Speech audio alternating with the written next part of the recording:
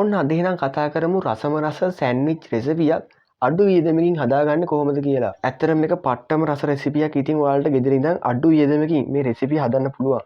ඉතින් මේකට අපිට මුලින්ම ඕනි වෙනවා පෙතිපාන් එකක්. පෙතිපාන් එකක් නැත්නම් ඔයාලට නෝමල් පාන්යක් ගන්න පුළුවන්. මාත් ගත්තේ නෝමල් පාන්යක්. ඉතින් නෝමල් පාන්යක් ගන්න නම් ඔයා කරන්න ඕනේ මේ පාන් එක මුලින්ම කපා ගන්න එක. ඉතින් එහෙම කපාගත්තට පස්සේ ඔයාලේ කපාගත්ත පාන් ටික රෝස්ටර් එක දාගෙන ඒවා රෝස්ට් කරගන්න ඕනේ. වැඩි වෙලාවක් නෙමෙයි විනාඩි 15ක් විතර රෝස්ට් කරගත්තාම ඇති. ඊට පස්සේ ඔයාලා ලුණු ගෙඩියක් අරගෙන ඒක හොඳට ලියාලන්න.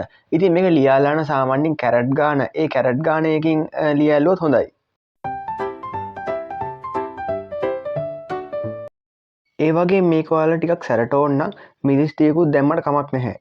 මම නම් ඉතින් මේක හදන්න පොඩ්ඩක් සැරට නිසා මම මිරිස් ටිකක් දානවා. මේකට ඔයාලට කැමති මිරිස් ජාතියක් පාවිච්චි කරන්න පුළුවන්. ඒ අතරේ ඔයාලා බිත්තරය තම ගන්න තමතක් කරන්න එපා. මොකද මේ වැඩේට බිත්තරයකුත් ඕනි. ඔන්න ඊට පස්සේ මම ගන්නවා ඇස්ට්‍රා එකක්. ඉතින් මේක මම අලුතින්ම ගෙනාපු ඇස්ට්‍රා එකක්. මේකත් මම මෙහෙම ඕපන් කරගන්නවා. ඔන්න ඊට පස්සේ ඔයාලා ගන්න ඕනි කලින් රෝස්ට් කරපු පාන් ටික. ඔයාලා මෙහෙම ගන්න පාන් වල අර සෑන්ඩ්විච් අපි දැන් හදාගන්න රෙසිපිය දාන ඒ දෙපැත්තෙම ගන්න ඕනි මේ ඇස්ට්‍රා ටික.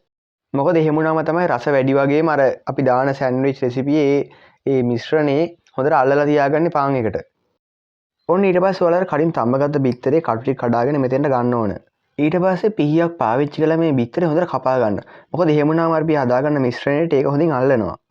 දැන් මම නම් මේක හදන්නේ මට තනියෙන් ගන්න. ඉතින් ඒ හින්දා මට එක බිත්තරයක් ඇති. දැන් ඔයාලා සාමාන්‍යයෙන් මේක 10 දෙනෙක් 15 දෙනෙක් අතර කනවා නම් සාමාන්‍යයෙන් බිත්තර 3ක් 4ක් වගේ පාවිච්චි කරන්න. එහෙම වුණාම ඒකේ රස එහෙමම තියාගන්න පුළුවන්. ඉතින් බිත්තරෙත් මේ වගේ හොඳට කපා ගත්තට පස්සේ අපි අර කලින් කපාගත්ත ලුණු ටික, මිරිස් ටික මේ ඔක්කොම එකට එකතු කරලා හොඳින් අමර ගන්න. ඉතින් ඔයාලා මෙහෙම අතින් හොඳට අමරගත්තට පස්සේ ඔයාලට පුළුවන් පාන් එක මැදට මේ මිශ්‍රණය දාන්න. සාමාන්‍යයෙන් වැඩිමත් නෙමෙයි අඩුමත් නෙමෙයි ටිකක් වැඩිපුර වැටුණා කියලා එහෙම ප්‍රශ්නකුත් නැහැ. මොකද එහෙම වුණොත් එimhe ටිකක් රහ වැඩි වෙනවත් එක්ක. ඉතින් මෙහෙම මිශ්‍රණය හදාගෙන මේක වටේ තවරලා ඔයාලට පුළුවන් අපි කලින් හදාගත්ත පාන් එක මෙතනින් දාලා මේක වහගන්න. ඉතින් ඔන්න දැන් පුළුවන් ඔයාලට මේ රසම රස සෑන්ඩ්විච් එකේ රහ බලන්න.